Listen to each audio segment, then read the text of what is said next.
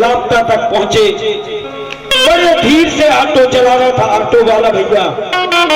उस ऑटो वाले भैया से वह भक्त क्या कहता है, गाड़ी तेरे ऑटो वाले भैया, भैया चलाना गाड़ी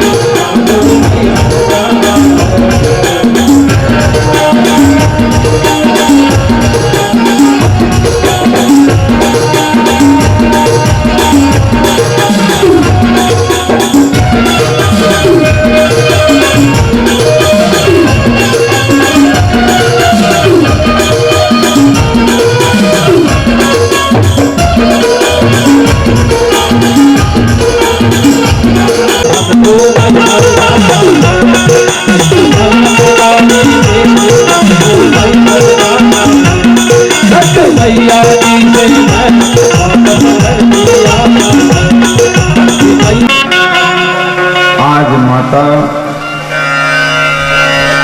देव जी इस तीसरी बहू का भी बड़ा मान करती हैं, सम्मान करती हैं, सत्कार करती हैं और तीनों बहू को बड़े आदर के साथ अपने घर में निवास देती हैं। आज उनके मन में विचार आया कि कृष्ण बहुत दिनों से हमारे नंद कुंती की खबर नहीं मिल पा रही है, बेचारे वन वन में भटक रहे हैं। ना हो तो जाकर कुंती वो पांचों पुत्र पांडव द्रौपदी की कुछ खबर ले आए हैं। पुत्र द्रौपदी धृष्टद्युम्न की कन्या है, राजा द्रुपद की बहन। पता नहीं क्या उसके नसीब में है कि विवाह के बाद उसको एक के बाद एक संकटों का सामना करना पड़ रहा है। पुत्र ना हो तुम जाओ। अभी अभी जानकारी लगी है कि वारणाव्रत के जंगल में द्रौपदी अपने पांचों पतियों के साथ निवासरत है। वहां जानकारी देकर हस्तिनापुर आना, काका विदुर के यहाँ कुंती रह रही हैं, उनकी जानकारी देती है। भगवान कृष्ण बड़े प्रसन्न हुए क्योंकि द्रौपदी का अनुराग, द्रौपदी की भक्ति, द्रौपदी की आराधना भगवान कृष्ण के प्रति पूर्ण समर्पित थी। मन से कृष्ण को भगवान मानती थी। रिश्तों के संबंध तो थे। महाराज वेदव्यास ने लिख दिया है कि बंधनानि खलि संतु बहुनिगत रज्जु बंधन मन्यत। दारू भेद निपुण पिपंड निष्क्रियो पंकज धरोत बस बंधनानि खलि संतु बहुमित्रत रज्जु बंधन मन्यम। दारू भेद निपुण पिपंड निष्क्रियो भवति पंकज बस। बंधन कई किस्म के होते हैं। पति पत्नी के बंधन, पिता पुत्र के बंधन, माता पुत्र के बंधन, गुरु शिष्य के बंधन, मित्र मित्र के बंधन, बहुत से किस्म के रिश्ता हुए करते हैं। पर जब आत्मीयता दो शरीर एक प्राण जहां रहते हैं, वहां न तो जाति काम करती, न रिश्ता काम करता, और न पढ़ाई लिखाई की डिग्री महत्व रखती।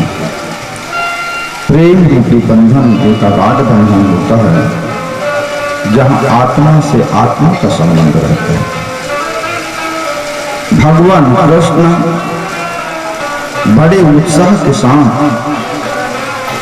कि आज द्रौपदी से मिलने जाना है, पांचों भाई पांडवों से मुलाकात करूंगा, बड़े जल्दी से नहा धो के तैयार होते हैं और जैसे ही रथ तैयार करने लगते हैं, वैसे ये सत्यभामा बोलने लगती है कि महाराज, मैंने द्रौपदी का नाम तो खूब सुनी है, उनकी चर्चाएं भी खूब सुनने को मिली है, और जो हमारी भी नंद लगती है। यदि आप कहें और बुरा ना माने तो मैं भी चल के उनका दर्शन करूं। पहले तो भगवान कृष्ण ने विरोध किया कि नहीं, अभी तुम नई नवीली आई हो, तुमको हमारे घर के रीति रिवाज समझना है, रिश्ता है, आना जाना तो लगा रहेगा। फिर से अनुनय विनय करती है। सत्यभामा के अनुनय विनय से प्रभावित होकर भगवान कृष्ण अनुमति दे देते हैं कि हाँ प्रिय, जब तुम्हारी इच्छा है तो चलो, मैं तो जा ही रहा हूं, साथ में उद्धव को भी रख लेते। रथ बांधा जाता है, उसमें देवी सत्यभामा, साथ में उद्धव, भगवान कृष्ण स्वयं रथ का संचालन कर रहे हैं। इस प्रकार से वो रथ वारणावत के जंगल में पहुंच जाता है। भगवान कृष्ण को आया देखकर धर्मराज युधिष्ठिर स्वयं दौड़ के सामने आते हैं, रथ को छोड़ते हैं, भगवान कृष्ण की अगवानी करते हैं। आज ये नई बहू भी सत्यभामा आई थी, इनका भी मान करते हैं, सम्मान करते हैं, सत्कार करते हैं, घर में बिठाते हैं। 2 दिन, 4 दिन, 6 दिन, 8 दिन न तो भगवान कृष्ण का मन वहां रहने से उठता है, न ही युधिष्ठिर, अर्जुन, भीम, नकुल, सहदेव का मन उनकी सेवा करने से थकता है। जहां भी अर्जुन जाते हैं, साथ में कृष्ण को लेके जाते हैं। जो भी चर्चा करते हैं धर्मराज युधिष्ठिर भगवान कृष्ण की उपस्थिति में करते हैं। जो भी काम पांडवों को करना है, द्रौपदी से सलाह लेते हैं कि आज हमको अमुक जगह जाना है, आज राजा विराट के यहाँ जाना है, आज द्रुपद नरेश के यहाँ जाना है। हर कार्य में द्रौपदी की सलाह दी जाती है, भगवान कृष्ण को साथ में लेकर के जाते हैं, उनके हर विचारों को महत्व दिया जाता है। ये सारे रहस्य को सत्यभामा बैठी बैठी देखती है वहां कि एडी प्रेम की एक सीमा है। बंधनानी खले संतु, बंधनानी खले संतु, बहुनिकृत रज्जु बंधन मान्य। दारू भेद निपुण विपन्न निष्क्रिय पंकज से ये सारा रिश्ता बंधन संबंध सब समान प्रेम में ऐसे आबद्ध हैं कि एक दूसरे के पूरक बन के चल रहे हैं। इधर इस द्रौपदी को 5-5 पतियों की पत्नी कहा जाता है और ये 5 के 5 महारथी वीर पुरुष बिना द्रौपदी के सलाह लिए कोई भी काम नहीं करते। हर काम द्रौपदी की सलाह लेकर के, कहीं जाना है तो नकुल पूछता है, कहीं कुछ लाना है तो सहदेव पूछता है, कहीं जाना है तो भीम पूछता है, कुछ सामान की खरीद फरोख्त करना है तो अर्जुन सलाह लेता है, किसी के यहाँ न्याय व्यवस्था के लिए जाना है तो धर्मराज युधिष्ठिर सलाह लेकर के जाता है। बिना द्रौपदी के पूछे ये 5 में से एक भी भाई कोई काम को नहीं कर पाता। आखिर रहस्य क्या है? इस रहस्य को जानने के लिए सत्यभामा एकांत चाहते थे कि जिस दिन मैं अकेली रहूंगी, द्रौपदी अकेली रहेगी, तब इस बात को पूछा जाएगा। जे न मित्र दुख हो हे दुखारी, राम सिया राम सिया राम सिया राम। जे न मित्र दुख हो हे दुखारी, निज कथ दुख सम जाना, राम सिया राम सिया राम सिया राम।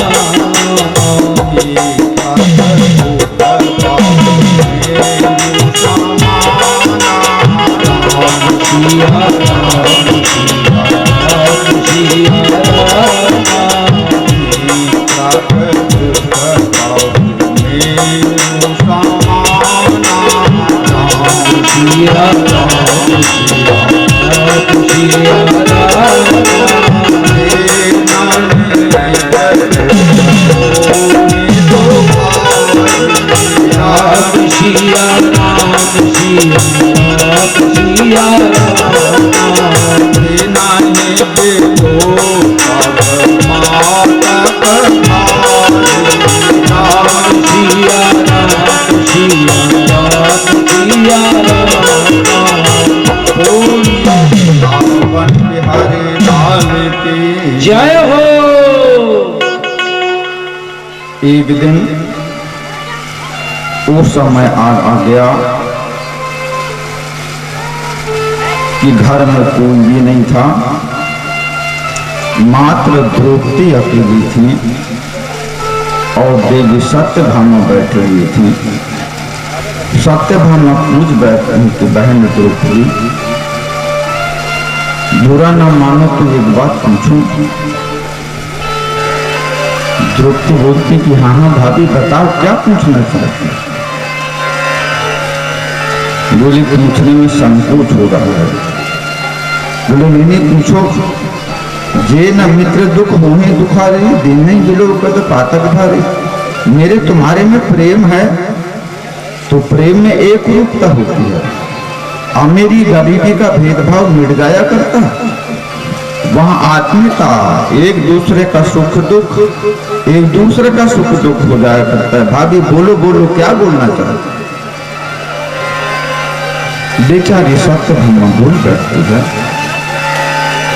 कि बहन द्रौपदी, मेरे को इस घर में रहते 8 दिन हो गए। ये तुम्हारी विशेष बलकाय सामर्थ्यशाली योद्धा पति धर्मराज युधिष्ठिर के बिना किसी भी राज्य का न्याय संपन्न नहीं हो पाता। अर्जुन जैसे विशेष धनुर्धर अतुलित शक्तिशाली, भीम जैसे गदाधर पहलवान जिनके नाम से बड़े बड़े योद्धाओं का दिल थरवाता है, दूसरे योद्धा नकुल और सहदेव इनके नाम सुनते बड़े बड़े योद्धाओं का दिल थर्राता। ऐसे महारथी वीर बिना तुम्हारी सलाह के, बिना तुमसे परामर्श लिए कोई भी काम नहीं करते।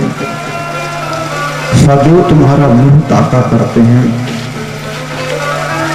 सदैव तुमसे सलाह लिया करते हैं। ये तुम्हारे बस में कैसे हुए? इनको बस में करने के लिए तुमने कोई मोहनी दिए हो इनको, कि कोई जंत्र मंत्र टोटका किए हो, जिससे ये 5 के 5 महारथी पुरुष तुम्हारा मुंह देखते रहते हैं, तुम्हारी हर आज्ञाओं का पालन करते हैं। और हमारे आदमी कृष्ण ये तो स्त्रियों की ढेर लगाए जा रहे हैं। रुक्मणी का नाम सुनने तो उसको भगा के ला लिए, जामवान की सुंदर कन्या देखे तो उसे को भगा के ला लिए। मेरे शादी तो मेरे पिताजी ने बेबस होकर के की, कभी हमसे न कोई सलाह देते, न कोई बात पूछते, न कोई चीज पूछते। तो ये 5 महारथियों को बस में करने के लिए तुमने कोई मोहनी दी हो, कि कोई जंत्र मंत्र का लेपन की हो, जैसे ये 5 के 5 पति तुम्हारे बिना इशारा के कोई काम ही नहीं करते। और सब वीर बलवान धुरंधर वीर है, वो कौन सी युक्ति है? वो ये तुम्हारी आदेश का पालन करते हैं, जो कह देती है वही काम करते हैं, अपने मर्जी से कोई भी निर्णय नहीं ले पाते। ये क्या रहस्य है बहन? मैं 8 दिन से बैठे बैठे देख रही हूँ। देवी द्रौपदी समझाती कि बहन ये न कोई यंत्र है, न कोई मंत्र है, न कोई टोटका है, न कोई मोहिनी। कभी भी इन मोहिनी टोहनी यंत्र मंत्र टोटका के भरोसे में नहीं रहना चाहिए। महिलाओं को ठगने के लिए ये यंत्र मंत्र टोटका मोहिनी देने वाले उल्टे सीधी औषधि एन केन तरूर मूलम एन के नापि वेष्टितम यद्य तद्वा भवे तद्म यद्य तद्व भविष्य। उल्टे सीधी औषधि दे देते हैं। उन औषधियों को मोहिनी का नाम देके देते हैं। पत्नी विश्वास करके उन तांत्रिकों का उन दवाइयों को अपने पतियों को खिला देती हैं कि ये मोहिनी है, मेरा पति वश में होगा, इस मोहिनी को खिला दो, मेरा पति वश में। वो उल्टी सीधी दवाइयों को खाने के बाद, क्योंकि औषधि का भी गुण होता है कि एन केन तरुण मूलम एन के नापि वेष्टितम, उल्टे सीधी दवाइयां यदि मिल जाए तो उसका परिणाम भी उल्टा सीधा उत्पन्न हुआ करता है। एन केन तरुण मूलम एन के नापि वेष्टितम यद्या तद्वा प्रदत्तव्यम यद्या तद्वा भविष्य। अच्छा नहीं तो बुरा, बुरा नहीं तो अच्छा परिणाम औषधि से प्राप्त होता है। ये बदमाश लोग महिलाओं को ठगने के लिए पैसा ले लेते हैं। उल्टी सीधी जड़ी बूटी उनके पतियों को मोहिनी का नाम देकर, वशीकरण का नाम देकर, मंत्र का नाम देकर दे देते हैं। सीधी सादी धर्म भीरू महिलाएं उन औषधियों को पीस कूट के अपने पतियों को खिला देती हैं, जिससे उनके पति नपुंसक हो जाते हैं, अंधे हो जाते हैं, पेट दर्द के रोगी हो जाते हैं। बड़ी बड़ी बीमारी उन उल्टी सीधी दवाइयों को खाने से हो जाती है। और बेचारे पति कई तो ठीक हो जाते हैं, कई पागल हो जाएगा। इस प्रकार की औषधि देने से, जड़ी मंत्र देने से, ठोका ठामा करने से कभी पति किसी पत्नी के वश में नहीं होता। मेरे पति जिन कारणों से मेरे पर विश्वास करते हैं वो रहस्य सुनो। मेरा स्वभाव है, जो भोजन मेरे पति ग्रहण करना स्वीकार नहीं करते, ऐसे भोजन को मैं त्याग देती हूँ। मैं खुद भी भोजन नहीं करता। पतियों को प्रसन्न रखना, जिन कारणों से, जिन व्यवहारों से, जिन आचरणों से पति का हित होता हो, पति प्रसन्न रहना चाहते हो, मैं वो काम किया करती हूँ जिससे प्रसन्न करें। इनकी माता कुंती देवी का सदा सत्कार करते रहती हूँ, उनको अपनी माता मानती हूँ, उनका आदर करती हूँ, सम्मान करती हूँ, सत्कार करती हूँ। मेरे को चटनी भी पीसना रहता है टमाटर की, तो मैं अपनी सास कुंती से पूछती हूँ कि भोजन तो बनेगा पर क्या क्या बनेगा। मेरी सास जब निर्देशित करती हैं कि आज चटनी बनाओ या आज दाल चावल और अचार में भोजन होगा, तो मैं अपनी सास की आज्ञाओं का उल्लंघन नहीं करती, उतनी भोजन तैयार करती हूँ जितनी मेरी सास बता देती है। जिन अतिथियों का, जिन रिश्तेदारों का मेरे घर आना जाना होते रहता है, उनके स्वभाव को, उनके बताए रिश्तों के अनुसार मैं उन स्वजन संबंधियों का सम्मान करती हूँ, सत्कार करती हूँ और उनको खुश रखा करती हूँ। मेरे पति धर्मराज युधिष्ठिर क्या करते हैं कभी मैंने नहीं पूछी। महाराज अर्जुन कहाँ जा रहे हैं, क्या करना चाहते हैं, मैंने कभी नहीं पूछी। भीम कहाँ जाते हैं, क्या करना चाहते हैं, कभी नहीं पूछी। इनके जितने सेवक हैं, इनके जितने नौकर चाकर हैं, इनकी जितनी सेविकाएं दासियां हैं, इन सबको तनख्वाह मैं अपने हाथ से दिया करती हूँ। इनके मित्र धर्मराज युधिष्ठिर के मित्र आते हैं तो साथी आते हैं तो गुरुजन आते हैं, उनका मान सम्मान बड़ा मन लगा के करते हैं। दूसरे पति अर्जुन के भी मित्र आते हैं, विदेशी आते हैं, दोस्त आते हैं, उनका भी मान सम्मान बड़े गतिचित से किया करते हैं। भीम के बलवान बलवान युद्ध आया करते हैं, उनके भोजन की व्यवस्था भी उन्हीं के अनुसार किया करते हैं। पतियों का हित करना, उनके स्वजन संबंधियों का सम्मान करना, मान करना, ये मेरा स्वभाव है। घर में किस नौकर को कितना पैसा देना है, किस खेती से कितनी आय अर्जित करना है, किस खेत में किस फसल को बोआना है, किस खेत में कब किस फसल को कटवाना है, इसकी जवाबदारी मैं अपने हाथ में रखती हूँ।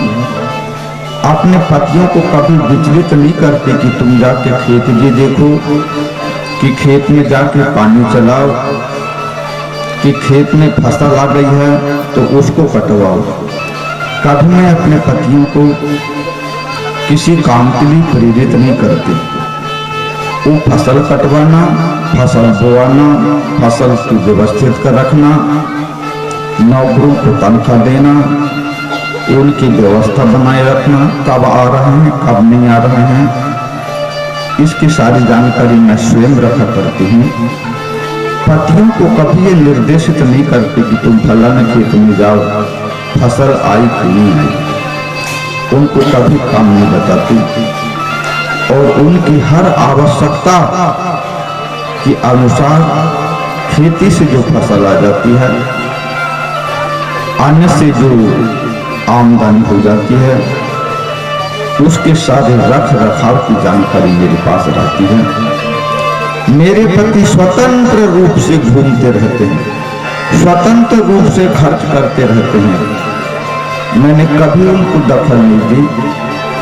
कभी धर्मराज युधिष्ठिर को 1 साथ 10,000 की आवश्यकता पड़ जाती है वो बिना किसी से सलाह लिए मेरे पास आते हैं कि 10,000 फलाने को देना है। मैं उससे अधिक पैसे की व्यवस्था अपने पास संयोजित रखती हूँ, 10,000 उनको दे देती हूँ। कभी कभी उसी समय महाराज अर्जुन आ जाते हैं कि आज मेरे को 50,000 की जरूरत है। मैं उनको आभास नहीं होने देती और लघुतम 50,000 उनको भी दे देती थी। समय कब कैसा निर्मित हो जाए इसके लिए पूंजी भी संग्रहित करके रखती हूँ और पूंजी का आय मात्र मेरे पास कृषि का उत्पादन है। कृषि से इतनी आय अर्जित करती हूँ, इतने नौकर चाकर रखती हूँ, पर उसकी भी जवाबदारी अपने पतियों को नहीं देती। उसकी जवाबदारी भी मैं अपने हाथ में रखती हूँ और रजिस्टर में लिखते रहते हैं। मेरे पति स्वतंत्र रूप से जो करना चाहे करते रहते हैं। मैंने पतियों के जीवन में आय व्यय के रूप में कभी हस्तक्षेप नहीं करी। जब तक ये भोजन नहीं कर लेते, 5 पति हैं, कभी 5 के 5 अपने समय पर आ जाया करते हैं। कभी कोई 10 बजे आता है, कोई 12 बजे आता है, कोई 2 बजे। जब तक ये भोजन नहीं कर लेते, जब तक मेरी पूज्य सास कुंती भोजन नहीं कर लेती, तब तक मैं भी भोजन नहीं किया करती। सबको भोजन कराने के बाद ही भोजन करना मेरा स्वभाव हो जाता है। मेरे इन आचरणों के कारण मेरी सास मेरी भी प्रसन्न रहा करती है। सास ने जो पर्वकालिक दिन बताए कि नवरात्रि के समय में 9 दिनों तक देवियों की आराधना करना है, कन्याओं को बुलाकर देवी स्वरूप मानकर उनकी पूजन करना है, मैं अपनी सास की बात को मानते हुए 9 दुर्गों का, उन 9 कन्याओं का बड़ी मन लगा करके आराधना करती हूँ। उनका चरणामृत लेती हूँ, भोजन कराती हूँ, तब कहीं जाके शाम को भोजन किया करती हूँ। मेरे इन स्वभाव के कारण मेरी सास मेरे पर सदैव प्रसन्न रहा करती है। मेरे पति निर्मुक्त मन से दान करते रहते हैं, धर्म करते रहते हैं, घूमते रहते हैं, फिरते रहते हैं। इनको कभी जवाबदारी का काम नहीं सौंपी, सारी जवाबदारी मैं अपने हाथ में लेके चलती हूँ। मेरे इन कारणों से ये मेरे पति मेरे बस में रहा करते हैं।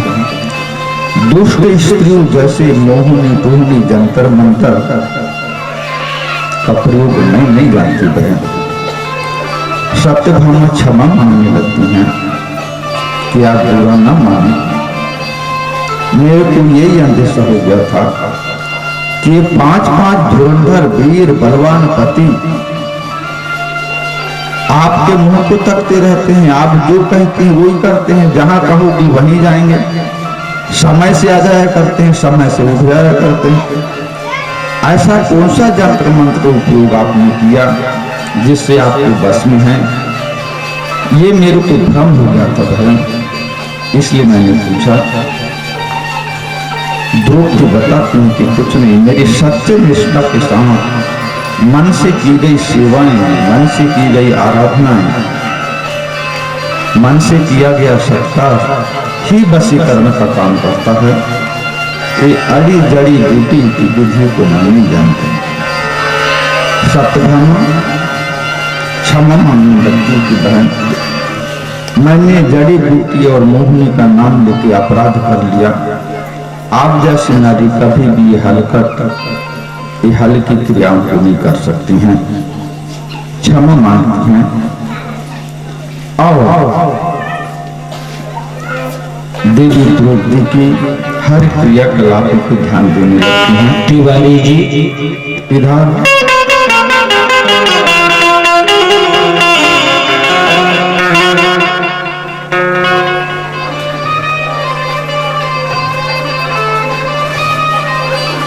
बोलिए वृंदावन बिहारी लाल की जय।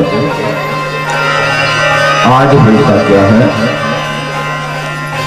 सत्यभामा तो द्रौपदी के साथ बैठे हैं, अर्जुन भगवान कृष्ण के साथ यमुना जी के किनारे जाते हैं, यमुना जी में नहाते धोते हैं, यमुना जी की पूजन किए लौटने लगते हैं। सामने घाट पर चलने पर एक कन्या भगवान कृष्ण को प्राप्त करने के लिए तपस्या कर रही है। ऐसी तपस्या कर रही है कि तपस्या करते करते निराहार तपस्या कर रही थी, सारे शरीर को सुखा डालती। भगवान कृष्ण ने पूछा कि देवी, तुम ये निराहार और कठोर तपस्या कर रही हो, किसकी बालिका हो? वो कन्या जवाब देती है कि मैं सूर्य की कन्या कालिंदी हूं, मेरे पिताजी सूर्य हैं, उनकी पुत्री मैं कालिंदी हूं। द्वापर में कृष्ण का अवतार हो चुका है और मैं कृष्ण को पति रूप में प्राप्त करने के लिए तपस्या कर रही हूं। ये शरीर रहे और चाहे उनके स्मरण में भले ही विसर्जित हो जाए, पर जब तक मैं पति रूप में कृष्ण को प्राप्त नहीं कर लूंगी, तब तक तपस्या से विरत नहीं रहूंगी। ये तपस्या मेरी अहर्निश जारी रहेगी। अब तो ये शरीर भी सूखते चला है, कभी कभी मेरी प्राण वायु भी कंठ में आके फंसने लगती है, पता नहीं कब ये प्राण छूट जाए, उसकी मेरे को परवाह नहीं है, पर प्राण छूट जाने के पहले मेरे स्वामी कृष्ण के दर्शन दे रहे थे। अर्जुन भगवान कृष्ण के मुंह को देख के हंसने लगते हैं कि कृष्ण, ये सूर्य की कन्या कालिंदी पूर्ण समर्पित हो, तुम तो पति रूप में प्राप्त करना चाहती है और पति रूप में प्राप्त करने के लिए ही इसने सारे शरीर को सुखा डाली है। इसके प्राण भी कभी कभी कंठ तक आने लगे हैं, कहीं ये प्राणवायु निकल गई और ये कन्या मर जाती है तो सारा दोष तुमको लगेगा, इसलिए समय रहते इसका वरण करो। अर्जुन की बात मानकर भगवान कृष्ण बोलते हैं कि हे सूर्यतनीय कालिंदी, जिस कृष्ण की तुम आराधना कर रही हो वो वासुदेव कृष्ण मैं ही हूं, वासुदेव कृष्ण मैं ही हूं। जैसे भगवान कृष्ण ने अपना परिचय दिए कि मैं वासुदेव कृष्ण हूं, एक कालिंदी चरणों में गिर जाती है और अपने दोनों हाथ समर्पित कर देती है। अर्जुन बोलते हैं कि भैया स्वीकार करो, स्वीकार, ये सूर्य की कन्या है कालिंदी, स्वीकार करो, तो तुम्हारे प्रति पूर्ण समर्पित है। भगवान कृष्ण इस सूर्य की कन्या कालिंदी को पत्नी रूप में स्वीकार कर लेते हैं और जैसे भगवान कृष्ण ने कालिंदी के ऊपर हाथ फेरे, हाथ पोष्ट तान भाए सुहाए, राम सिया राम सिया राम सिया राम, हाथ पोष्ट तान भाए। अर्जुन कालिंदी को लेके घर पे आते हैं। देवी द्रौपदी को जानकर लगी कि सूर्य कन्या कालिंदी भगवान कृष्ण ने पत्नी रूप में स्वीकार कर लिए हैं। जो नेम दस्तूर करना था द्रौपदी बड़े उत्साह के साथ करने लगती हैं। सत्यभाम मन विस्मय भय, सत्यभामा के मन में धर आश्चर्य उत्पन्न होता है। देवी द्रौपदी बड़ी तन्मय भाव से उनको रखती हैं जब मेहमानी हो जाती है, भगवान कृष्ण बोलते हैं कि कृष्ण द्रौपदी का एक नाम भगवान कृष्ण ने रखे हुए थे। क्या हमें विदाई दो, यहाँ रहते बहुत दिन व्यतीत हो गए। द्रौपदी प्रसन्न होती है। आज दोनों पत्नियों को साथ में लेकर, साथ में उद्धव भी गए हुए थे, इनको साथ में लेके भगवान कृष्ण का रथ आज फिर द्वारका के लिए वापस होता है। द्वारका में रथ का प्रवेश होता है। देवी देवकी ने एक बहू को भेजी थी, लौटकर जब दो बहुओं को देखती हैं देवकी और प्रसन्न हो जाती हैं कि चलो ये भी लीला परमेश्वर की देखना चाहिए।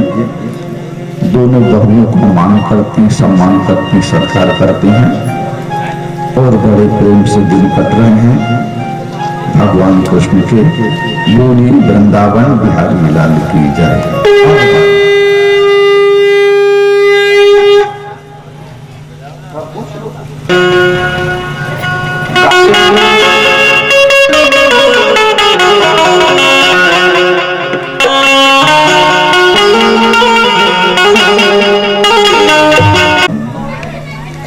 इन्हीं सत्यभामा की पूजा होती है। अभी ये 4 पत्नियां तो भगवान कृष्ण बना दी हैं।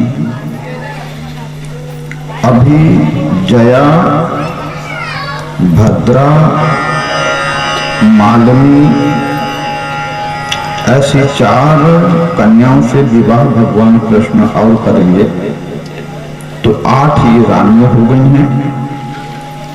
हाँ भैया, और जरासंध हमारी सार्वजनिक दुर्गा उत्सव समिति के सचिव हैं भैया अनिल माना हाथी एवं सदस्य जितेंद्र धामड़े। इन्होंने 80 कम 100 रुपए की राशि दी कि वास्तव में इनको भी पता चला कि जगत में कोई न परमानेंट, माता रानी इन्हें अच्छा रखे। बोली वृंदावन बिहारी लाल की जय। भेमासौर में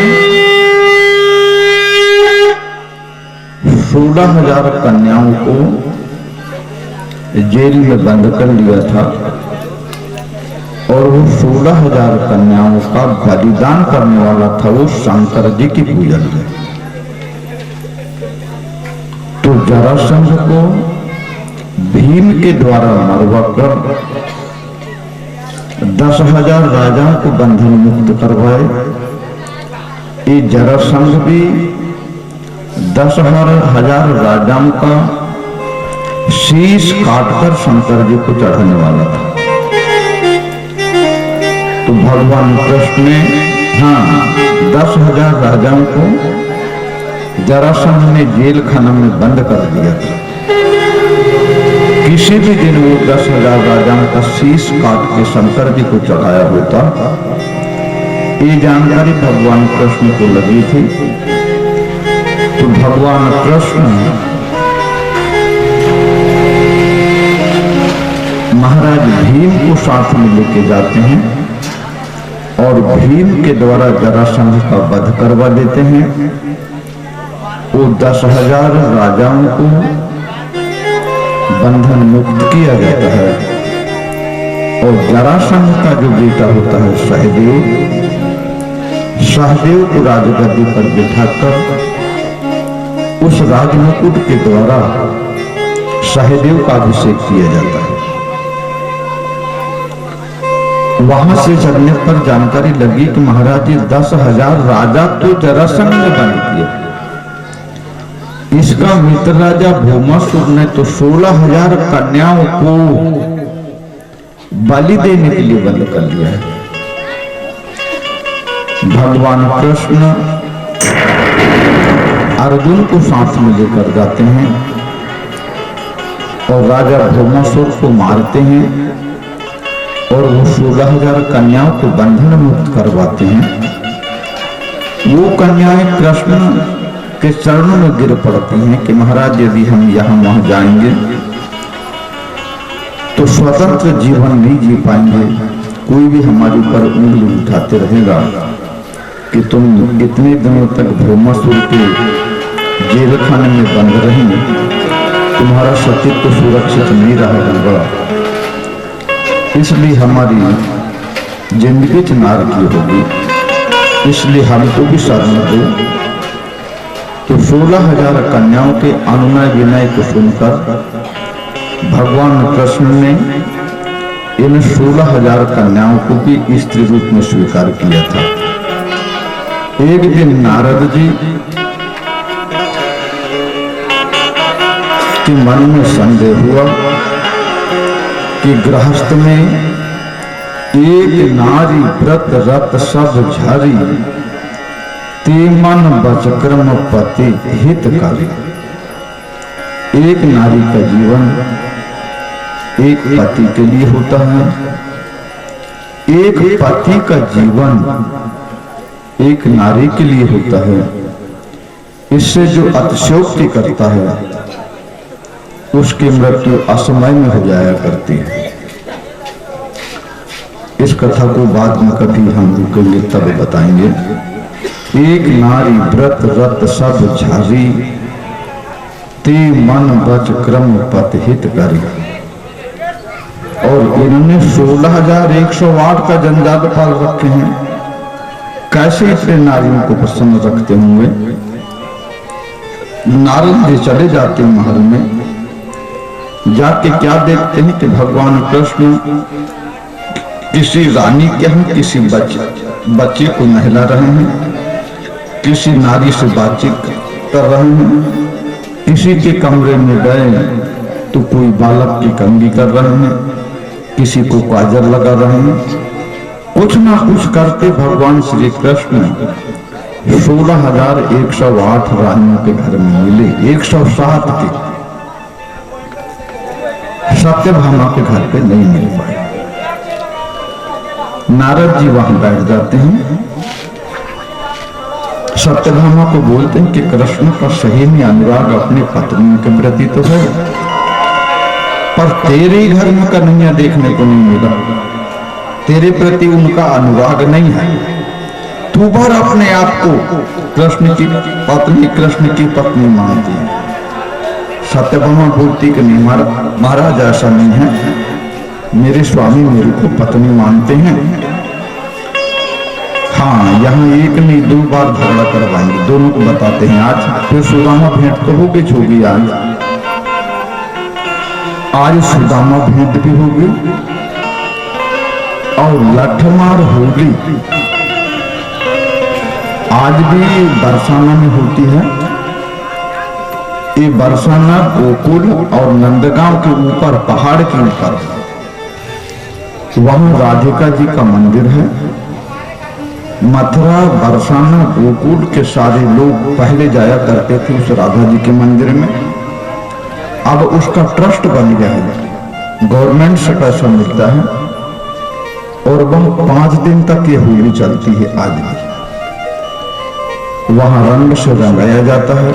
नाम उसका लठमार होली है, पर लठिया मारते मारते नहीं है, रंग से रंगाया जाता है, गुलाल लगाया जाता है। इसके लिए गवर्नमेंट बहुत पैसा उस ट्रस्ट को देती है। तो आज वो लठमार होली का भी कार्यक्रम अपने यहाँ पर रहेगा। तो भगवान कृष्ण, हाँ, सत्यभामा क्या नहीं मिले। नारद जी को मौका मिला, बोले तू है मूर्ख, देख ये जब सतयुग में कृष्ण नारायण के रूप से अवतरित थे तो इनकी पत्नी थी लक्ष्मी। इन्होंने अपने नाम से पहले अपनी पत्नी को सत्कार दिया। तो सतयुग में लोग लक्ष्मी नारायण लक्ष्मी नारायण लक्ष्मी नारायण लक्ष्मी नारायण बोला करते थे। फिर त्रेता में यही नारायण राम के नाम से अवतरित हुआ। इनकी पत्नी हुई सीता,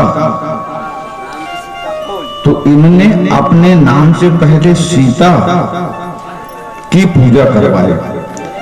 इसलिए त्रेता में बोला करते थे सीता राम सीता राम सीता राम सीता राम। अभी द्वापर में भले ही राधा दूर रह रही हो बरसाना में और कृष्ण रह रहे हैं द्वारका में, तब भी ये अपने नाम से पहले राधिका की पूजन करवाते हैं। इसलिए लोग बोलते हैं राधा कृष्ण राधा कृष्ण राधा कृष्ण राधा। कोई बोलता है तेरे को सत्यभामा कृष्ण की सत्यभामा श्याम के सत्यभामा, सत्यभामा के मन में संशय डाले तो नारद जी उठा झोली तो चल पड़े। जब भगवान श्री कृष्ण आए, सत्यभामा के मन में तो भ्रम हो गया था कि आपका जो प्रेम मेरे प्रति है बनावटी प्रेम है महाराज, सच्चा प्रेम नहीं है। आपका सच्चा प्रेम तो राधा के साथ में, इसलिए आप अपने नाम से पहले अपनी पत्नी राधा की पूजन करवाते हो। इसलिए द्वापर में सभी लोग राधा कृष्ण राधा कृष्ण राधा कृष्ण बोला करते हैं, मेरा कहीं नाम ही नहीं आता। भगवान कृष्ण पूछते हैं कि नारद जी कितने देर बैठे रहे, तो बोले 2 मिनट तो बैठे थे। बोले हाँ ये नारद जी का ही खेल। भगवान कृष्ण सत्यभामा को समझाते हैं कि तुम सशंकित मत हो, इस द्वापर से तुम्हारी पूजा मेरे साथ चालू हो जाएगी। सत्यभामा से नाम बड़ा पड़ रहा है, इसलिए सत्यभामा से सत्य और मेरा नाम नारायण है ही, तो हम दोनों की पूजा सत्यनारायण सत्यनारायण सत्यनारायण के नाम से जानी जाएगी। द्वापर में तो प्रचारित होगी ये पूजा, पर कलयुग में हम दोनों की पूजा विशेष फलदायी होगी। कलयुग में हम सत्यनारायण के नाम से पूजे जाएंगे, सत्यनारायण के नाम से। सत्यभामा के मन में शांति हुई, पर मन में जो संदेह छाया हुआ था वो सर्वथा दूर नहीं हो पाया। एक दिन होता क्या है, भगवान कृष्ण सत्यभामा से बोलते हैं कि अब मेरा मन शंकर जी की आराधना करने में लगा है। एक गृहस्थी के जंजाल में कब तक पड़ा रहा, मैं साधु प्रवृत्ति का रहा। 13 साल तक मैं घोर अंगिरा ऋषि के आश्रम में अंगिरा ऋषि के लंगोट धोया हूं। ऋषियों को कैसा रहना चाहिए, ऋषियों की कैसी दिनचर्या होना चाहिए, इसका मेरे को ज्ञान है। मैं तो बना ऋषि। भावावेश में भगवान कृष्ण सुबह उठते हैं और बिना सत्यभामा को जानकारी दिए चल पड़ते हैं। चल पड़े तो सीधे किसी जाम गांव में आए। चंड चालक तो थे, 2-4 लोगों को बोले कि मैं बनारस से पढ़ के आया हूं और भागवत की कथा बहुत अच्छी बांच देता हूं, तुम लोग भागवत का आयोजन रखवाओ। तो हमारे 2-4 चेला तैयार हो गए बेचारे कि बनारस से पढ़ के आ रहे हैं और भागवत की कथा बांचने में माहिर हैं। तो दूर के आदमी की झूठी बात पर भी अपन विश्वास कर देते, भले वो 5वें फेल हुए। यहाँ के बोलने लगे कि मैं शास्त्री पास हूं, शास्त्री पास हूं। उसको ना कोई जानने वाला होता है, ना पहचान करने वाला होता है। अपन समझ लेते हैं कि सही में ये शास्त्री है। ये शास्त्र की डिग्री जब तक आप मैट्रिक पास ना कर दो, तब तक कोई कॉलेज का दरवाजा नहीं खुलता। मैट्रिक पास करना कंपलसरी है। जब तुम मैट्रिक पास करोगे तो ही दूसरे कॉलेजों का दरवाजा खुलेगा, और फिर संस्कृत की कॉलेज पढ़ लोगे तुम। इधर आके दूसरी चौथी के फेल लोग भी शास्त्री जी लिखने लगते हैं, शास्त्री जी, जबकि शास्त्र की डिग्री के लिए एमए पास चाहिए और एमए पास करके कोई भी एक विषय में 3 साल के लिए पीएचडी करना पड़ता है, तब वो शास्त्र लिखता है, स्पेशलिस्ट है वो उस विषय का। चाहे जो शास्त्र भी लिख सकते। तो जान के लोगों ने विश्वास कर लिया कि ये बनारस से पढ़ के शास्त्री जी आए हैं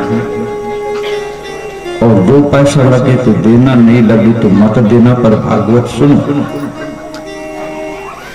भगवान कृष्ण वहां ब्राह्मण का रूप धारण करके भागवत सुनाने लगते हैं। गांव के श्रोता कथा सुनने के लिए आ रहे हैं। कथा चल रही है, 1 दिन 2 दिन 3 दिन 4 दिन, काय को 7 दिन, आज ही 7 दिन है, कल हवन होना है। 7 दिन कथा ग्रामवासी, अब जिस कथा को भगवान कृष्ण स्वयं बांच रहे हों, वो कथा कितनी रसीली और रसिक रही होगी। पूरी गांव की पब्लिक, पूरे पंडाल भर ठसाठस भरी हुई थी। सत्यभामा को जानकारी लगी कि ये तो तपस्या करने के लिए, सन्यासी बनने के लिए गए हैं। वो जाके जामसर में भागवत की कथा सुनाने लगे। बोले इनका स्वभाव सदैव धोखा देने का है, चल के देखूं। वही कथा बांच रहे हैं कि कोई दूसरे भी पंडित जी हैं। बेचारी सत्यभामा चली, आके जामुन में देखती हैं तो सही में भगवान कृष्ण श्रीमद् भागवत माने अपने चरित्र का ही बखान बड़े जोर जोर से कर रहे हैं और पूरे पंडाल भर पर डटी हुई है। बोले ये सत्यभामा, सत्यनारायण सत्यनारायण, तो मैं बड़ी कि नारायण बड़ा? तो बाजू के एक मकान में बैठी, बोले क्यों रे, इधर सुन, पानी पिलाएगा?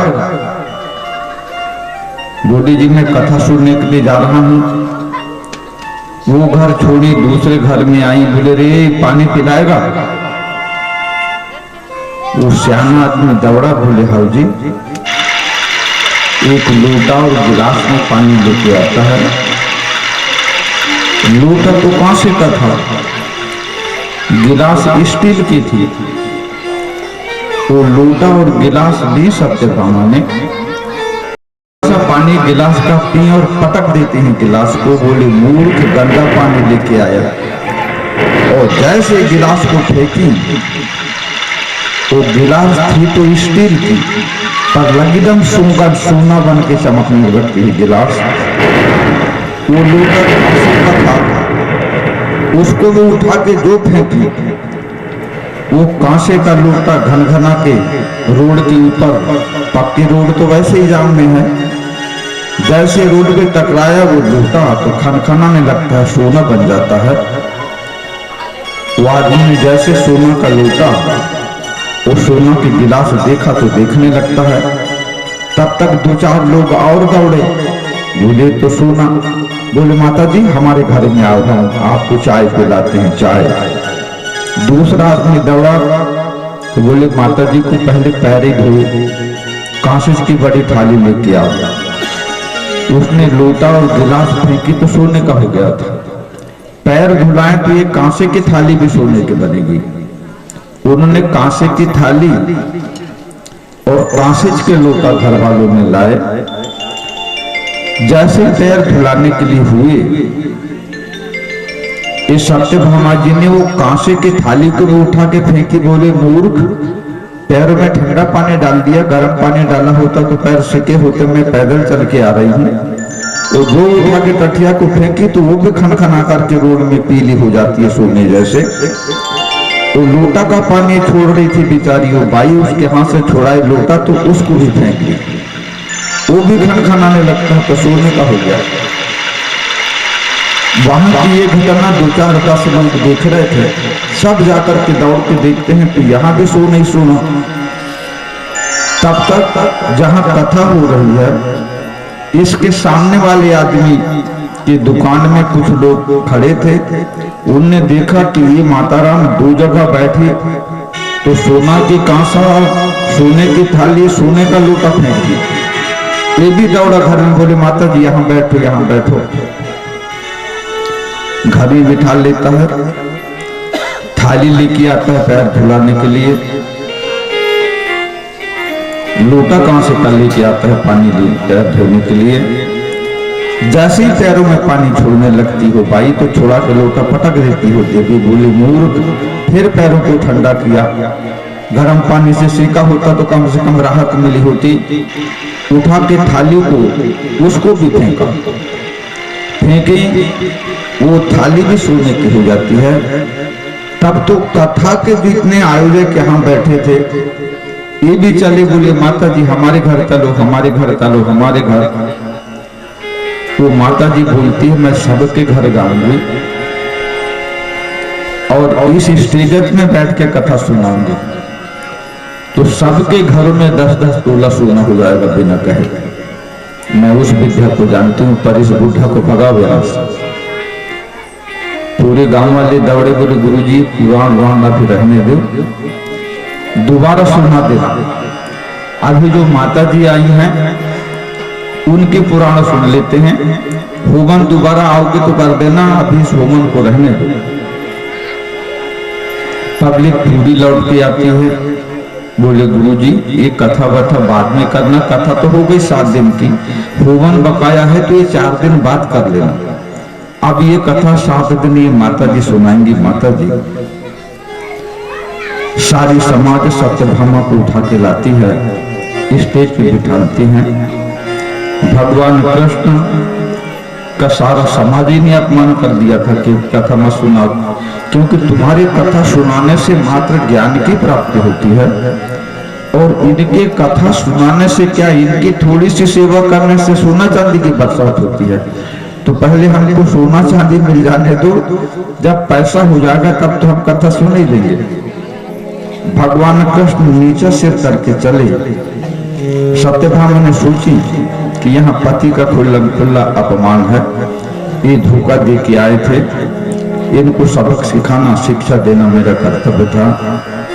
सत्यभामा उस कथा को नहीं बांचती और जाके भगवान कृष्ण के चरणों में गिर पड़ती हैं कि भाई तुमको मेरे को ठगना ही था, तो ये कथा बांचने का बहाना लेके क्यों आए? तपस्या करने जाने था तो यमुना जी के किनारे जाके तपस्या कर लेना था।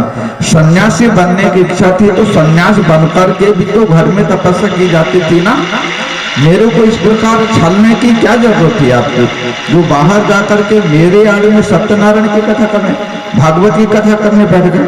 अपना चरित्र, अपनी प्रशंसा, अपनी बड़ाई, अपना महत्व कोई भी विद्वान अपने मुंह से नहीं बताया करता, उससे उल्टे हंसी होती है। महाराज आपको शिक्षा देना मेरा कर्तव्य था, आपको अपमानित करना मेरा स्वभाव नहीं था।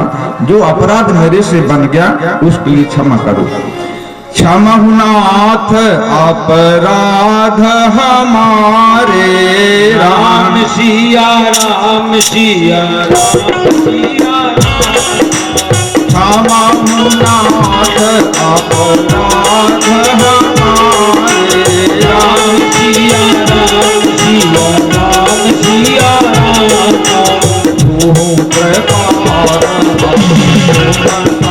हमारे, राम सिया राम सिया राम सिया राम। उत्तम के आस पास मन माही, राम सिया राम सिया राम सिया राम। उत्तम के आस पास मन माही, राम सिया राम सिया राम सिया राम। सपने मान झूठ जग नाही, राम सिया राम सिया सिया राम। माध्यम पर कहीं कैसे, राम सिया राम सिया राम। माध्यम पर पति कहीं कैसे, राम सिया राम सिया राम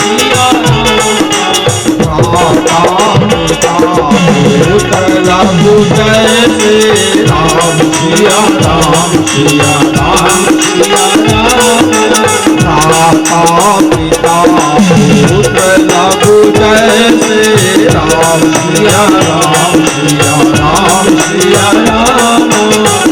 बोलिए। पत्नी का नाम सुशीला था। जब चाहे तब ये सुदामा अपनी पत्नी से बताया करता था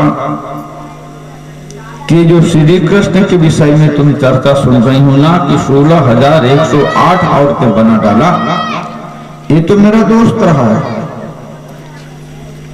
कृष्ण और मैं, इसका बड़ा भाई बलराम, हम सांदीपन ऋषि के आश्रम में उज्जैन में पढ़े हैं। एक साथ पढ़ाई हुई है हम लोगों की। जितनी पढ़ाई कृष्ण बलराम की है उतनी पढ़ाई मेरी है। हम बचपन में एक दूसरों को गाली दिया करते थे, एक दूसरों को प्रेम किया करते थे, आश्रम की सेवाएं बड़ा मन लगा के करते थे, गुरुदेव हमारे ऊपर खूब ख्याल रखा करते थे। एक दिन सुशीला बोल बैठे कि जब इतना तुम्हारा प्रेम था, इतना तुम्हारा स्नेह था, तो तुम्हारे मित्र तो द्वारकाधीश माने जाते हैं, द्वारका के राजा माने जाते हैं, और राज वैभव के कारण 16,108 पत्नियां भी बना ली, और तुम उनके दोस्त हो, उनके मित्र हो। अपने घर में अपन कभी खाते हैं, कभी भूखे रहते हैं। उस जमाने में संतानें ज्यादा हो जाया करती थी। सुदामा की 4-5 संतान थी, और सुदामा धर्मनिष्ठ किस्म का आदमी था। सुबह शाम शंकर जी की पूजन किया करता था, और 3 घरों से भिक्षा लाता था। 3 घर में जितना मिल जाए उतने अन्न से घर का निस्तार हुआ करता था। अब वो 3 घरों की भिक्षा को वो पत्नी सुशीला खाके पेट भरे कि बेच के कपड़ा लत्ता खरीदे, कि जेवर जत्ता खरीदे, कि बर्तन भांडे खरीदे, चावल बेचने लायक बच ही नहीं पाता था। 3 घरों की भिक्षा में मात्र पेट भर पाता था। बालकों के लिए, अपने लिए, सुदामा के लिए कपड़ों का अभाव, बर्तनों का अभाव, सोने बैठने के कपड़ों का अभाव, बड़ी अभावग्रस्त जिंदगी व्यतीत हो रही थी। सुशीला बैठ बोलती है कि हर रोज बोलती तो हो कि कृष्ण मेरे मित्र हैं, कृष्ण मेरे मित्र हैं, बलराम मेरे मित्र हैं। अरे मित्र हैं तो संकट में साथ सहायता दें जब तो मित्र हैं, कि फर्जी जगह तो मारते हो। हमारे इतने बुरे दिन चल रहे हैं, खाने का ठिकाना नहीं, पहनने का ठिकाना नहीं, सोने बैठने का ठिकाना नहीं, और जब चाहे तब बोलते हो कि मैं कृष्ण का मित्र हूं, कृष्ण का मित्र हूं। यदि साथ में पढ़े लिखे हो, तुम दोनों में आत्मीयता है, तो ऐसे बुरे दिन में ऐसे मित्रों से मदद मांगना चाहिए, जिससे हमारी गरीबी दूर हो, हमारे बच्चे भी पढ़ लिख पाए, अच्छा भोजन मिलेगा तो उनका शरीर भी अच्छा उन्नत होगा। थोड़ी सी भिक्षा ला लेते हो 3 घरों की, अब उसमें मैं पेटों को पालूं कि कपड़ा लत्ता खरीदूं। पत्नी के इस उलझने को सुनकर आज ये सुदामा बोलता ठीक है, पर गरीबी के समय मित्र के सामने हाथ जोड़ना भी शोभा नहीं देता प्रिय। पढ़ाई के जमाने में मैं ज्यादा तेज था, इसलिए गुरुजी तेज विद्यार्थी मानते हुए मेरा ज्यादा आदर सत्कार करते थे। कृष्ण की पढ़ाई में तेज था, पर मेरी बनिस्बत कम था। आज मेरे दिन खराब हो गए, कृष्ण के दिन अच्छे आ गए, तो विपत्ति के समय हाथ फैलाना भी तो शोभा नहीं देता। बोले नहीं महाराज, आप अपने लिए भले ही हाथ ना फैलाएं, पर ये छोटे छोटे बाल बच्चे हैं आपके, इनके लिए हाथ फैलाएं। जब आपकी मित्रता है और आपकी परेशानी को आपके मित्र जब जान लेंगे तो बिना हाथ फैलाए बिना मांगे वो आपको सब कुछ दे देंगे और वो भगवान के नाम से जाने जाते हैं, आदि पुरुष हैं, उनको तो सभी चीजों का ज्ञान है। आप जान तो बोले ठीक है कल जाऊंगा। दूसरे दिन सुबह सुदामा तैयार होते हैं। यहाँ शास्त्रों में उल्लेख आता है कि गुरु वैद्य और ज्योतिषी देव मित्र बड़राज इन्हें भेंट बिन जो मिले होए न पूरन काज। गुरु से वैद्य से ज्योतिषी से बिना भेंट के नहीं मिलना चाहिए। गुरु वैद्य और ज्योतिषी देव मित्र बड़राज इन्हें भेंट बिन जो मिले होए न पूर्ण काज। मनोकामना पूर्ण नहीं होती, अधूरी रह जाती।